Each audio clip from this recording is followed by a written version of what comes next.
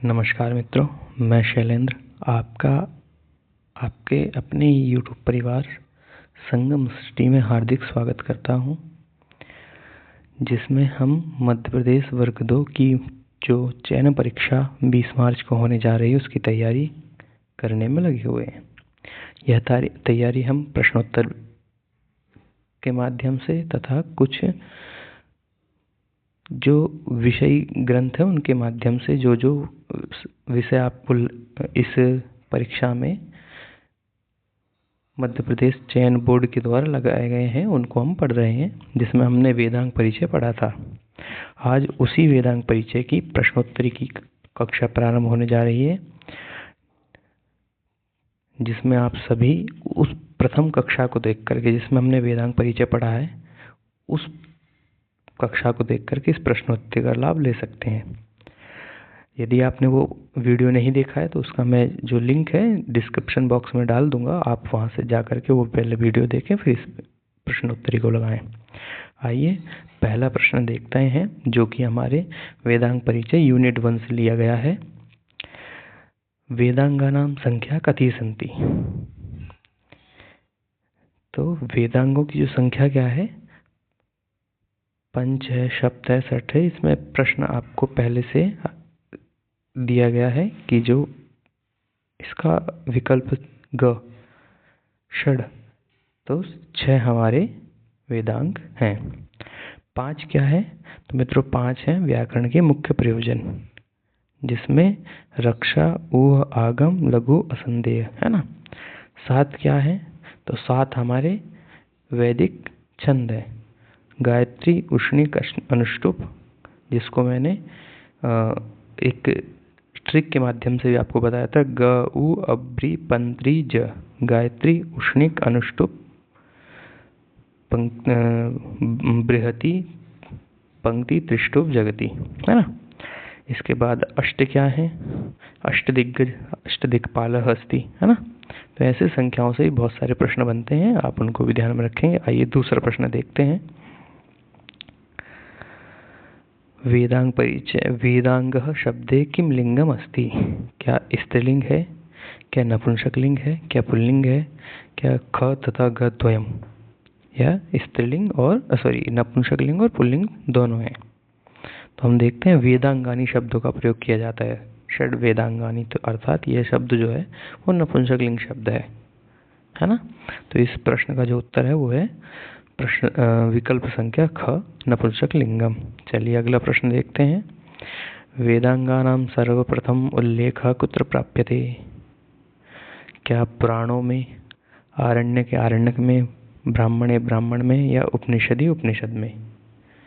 तो जैसा कि हम जानते हैं कि जो वेदांगों की सर्वप्रथम व्याख्या मिलती है हमको मुंडक उपनिषद में प्राप्त होती है। वहाँ पर 108 उपनिषदों का वर्णन मिलता है।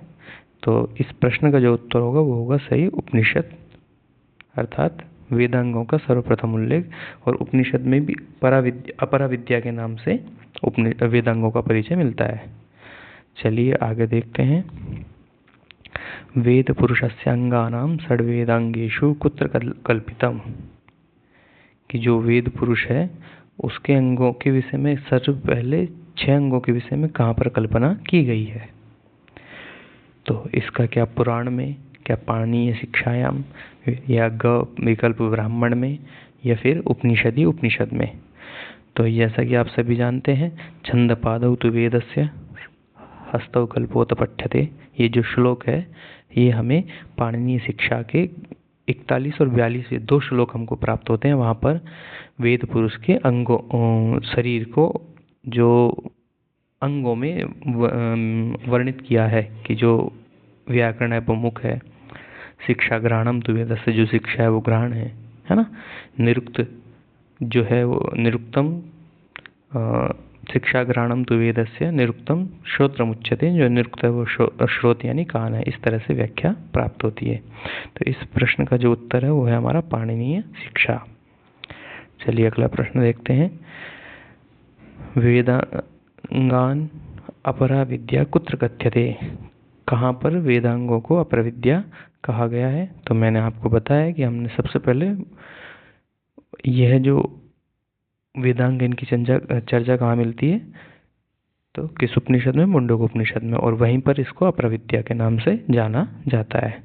इस प्रश्न का जो उत्तर है वो विकल्प ग है, मुंडक उपनिषद। चलिए अगला प्रश्न देखते हैं। मुखम व्याकरणम स्मृतम इति कुत्र उक्तम, यह बात कहाँ कही है कि जो व्याकरण है वो मुख है? किसका मुख है? तो वेद भगवान का, वेद रूपी पुरुष का जो मुख है वो व्याकरण है। ये बात हमें, जैसा अभी हमने पीछे भी देखा है पिछले प्रश्नों में, कि पाणिनीय शिक्षायाम, वहाँ पर हमें वेद पुरुष के मुख के विषय में ज्ञान होता है, और वो जो कि व्याकरण को बताया गया है। शिक्षा ग्रहणम तु वेदस्य, यहाँ से श्लोक प्रारंभ होता है। छंद पादौ तु वेदस्य हस्तौ कल्पोत पठ्यते। इस प्रकार यहाँ पर हमको ये ध्यान देना है कि मुखम व्याकरण शिक्षा ग्रहणम तु वेदस्य व्याकरण मुखम व्याकरण स्मृतम, यह पंक्ति हमको वहाँ प्राप्त होती है। चलिए अगला प्रश्न देखते हैं। उच्चारण विधेः वर्णनम कस्मिन् वेदांगे वर्णितम। इसको भी हमने पढ़ा है कि हमारे पास व्याकरण वेदांग के 6 वेद हैं, शिक्षा, कल्प, व्याकरण, निरुक्त, छंद, ज्योतिष। और उसमें भी जो हमारा शिक्षा है वेदांग है, उसके भी 6 अंग है ना। उस 6 अंगों में उच्चारण की बात की गई है कि वर्ण, मात्रा, स्वर, साम, बल, संतान, ये 6 अंग हैं। इन 6 के 6 अंगों में उच्चारण विधि का हमें ज्ञान कराया गया है। चलिए अगला, इस प्रश्न का जो विकल्प होगा हमारा सही, वो विकल्प ख होगा, शिक्षायाम। देखिए मित्रों, अगला प्रश्न है हमारा, कल्प वेदांगस्य कति भागा सन्ति। कल्प वेदांग के कितने भाग हैं? तो कल्प वेदांग के भाग हैं क्या? 6 हैं। पहला विकल्प क्या पंच ख विकल्प सही है? क्या ग विकल्प चत्वारा सही है? या घ त्रीणी सही है? तो जैसा कि हमने पढ़ा है, कल्प के 4 वेद होते हैं। चत्वारा कल्प भेदाः, गृह्य सूत्र, धर्म सूत्र, सुलभ सूत्र, श्रोत सूत्र। तो इन 4 के माध्यम से हमें पता लगता है कि इस प्रश्न का जो उत्तर होगा वो ग। पर साथ में 3 विकल्प और दिए हैं, तो वे 3 क्या है? तो षड क्या है? तो षड वेदांग है। और शिक्षा वेदांग के भी 6 वेद हैं। पंच क्या है? पंच व्याकरण के 5 मुख्य प्रयोजन है। त्रीणी क्या है? त्रीणी संस्कृत में बहुत सारी चीजें हैं, 3 वचन, 3 पुरुष, 3 लिंग, है ना। और वेदांग की बात करें तो हम निरुक्त को देखते हैं, तो उसमें 3 कांड है, निगम कांड, निघंटुकम, दैवत कांड। त्रिस्थानीय देवता है ना, दिव स्थानीय, पृथ्वी स्थानीय और अंतरिक्ष स्थानीय। चलिए अगला प्रश्न देखते हैं। व्याकरण शब्दे किम लिंगम पश्च धातु। तो व्याकरण जो शब्द उसमें क्या व्य उपसर्ग क्री धातु है, या वि उपसर्ग क्री धातु, या व्या उपसर्ग क्री धातु, या व्या प्लस करण है? तो मित्रों, इस प्रश्न का सही विकल्प है वि उपसर्ग पूर्वक क्री धातु। क्या होगा? वि उपसर्ग पूर्वक क्री धातु। चलिए अगला प्रश्न देखते हैं। व्याक्रियन्ते व्युत्पाद्यन्ते शब्दा अनेनेति किम। शिक्षा अस्ति, निरुक्तः, व्याकरण या ज्योतिष। तो आप जानते हैं व्याक्रियन्ते व्युत्पाद्यन्ते शब्दा अनेनेति व्याकरणम। इस प्रश्न का जो उत्तर है वो व्याकरण है। चलिए अगला प्रश्न देखते हैं।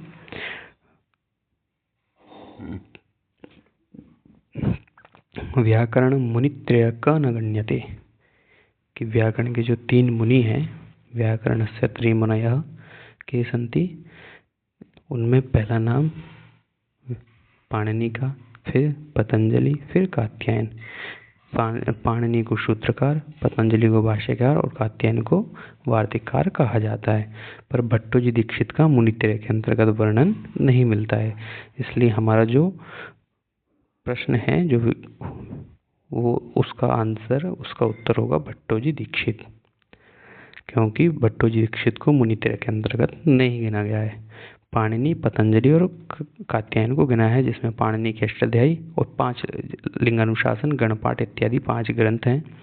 पतंजलि के द्वारा महाभाष्य लिखा गया है, इसलिए इनको सूत्रकार भी का भाष्यकार कहा जाता है। और कात्यायन जिन्होंने वार्तिकों की रचना की है और इन्हीं का अपना नाम वररुचि भी है। ये सभी बातें आप ध्यान रखेंगे। चलिए इसी के साथ अगला प्रश्न देखते हैं। भिन्नम चित्वा लिखतु। अब ये मैं अभी आपको बता चुका हूँ, इसमें से कौन सा अलग है या कौन सा भिन्न है। तो हम देखते हैं कि जो पाणिनि है उनको सूत्रकार कहा जाता है, ये हमारा विकल्प सही है। पतंजलि को भाष्यकार कहा जाता है, ये भी सही है। भट्टोजी दीक्षित को वृत्तिकार कहा जाता है, ये भी सही है। और कात्यायन को वार्तिककार। इनका अपन नाम क्या है? वररुचि। तो इस प्रश्न का जो उत्तर होगा वो होगा ग, अर्थात एषु न किमपि। इनमें से कोई भी भिन्न नहीं है, सब ठीक है। चलिए अगला प्रश्न देखते हैं। वररुचि कस्यापरा नाम। तो अभी मैंने आपको बताया है कि वररुचि कात्यायनस्य अपरा नाम। पाणिनि का क्या नाम है, जो सूत्रकार भी कहा गया है इनको, और दाक्षी पुत्र, इनकी माता का नाम क्या है? ठीक है, पतंजलि का माता का नाम क्या है? यह आप लोग कमेंट बॉक्स में लिखेंगे, नहीं आपकी अगली कक्षा में आपको बताया जाएगा।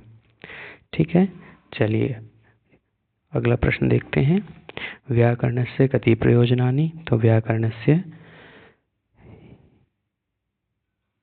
कति प्रयोजनानि, यदि हम इस प्रश्न को थोड़ा बदल देंगे, व्याकरणस्य कति मुख्य प्रयोजनानि, तो इस प्रश्न का उत्तर हो जाएगा 5। यदि इस प्रश्न को थोड़ा बदल दें, व्याकरणस्य कति गौण प्रयोजनानि, तो फिर इसका उत्तर हो जाएगा 13। सप्त क्या है? सप्त संख्या है अपने 7 स्वरों की, गायत्री इत्यादि की। द्वादश क्या है? द्वादश आदित्यः। आदित्य कितने हैं? 12 हैं। चलिए, तो इस प्रश्न का जो उत्तर होगा वो सही उत्तर है 5। यदि इसको मैं ऐसा प्रश्न को गिने, व्याकरणस्य कति मुख्य प्रयोजनानि। अस्तु। चलिए अगला प्रश्न देखते हैं। आइए मित्रों, इसी के साथ आज की हमारी कक्षा संपन्न हुई। आप लोगों ने बड़े ध्यानपूर्वक देखा, आप लोगों का बहुत बहुत धन्यवाद। कक्षा आपको अच्छी लगी हो, वीडियो आपके काम की रही है, तो आप इस वीडियो को लाइक करें, चैनल को सब्सक्राइब करें और बेल आइकन के बटन को अवश्य दबाएं, जिससे जो जो कक्षाएं अपने संगम स्टडी परिवार पर कराई जा रही वो सभी आपको समयानुसार मिल सकें। उनकी लिंक आपके पास पहुंच जाए, उनकी सूचना आप तक पहुंच जाएगी। आइए पुनः आप लोगों का बहुत बहुत धन्यवाद और मिलते हैं एक नई कक्षा के साथ, नए विषय को लेकर।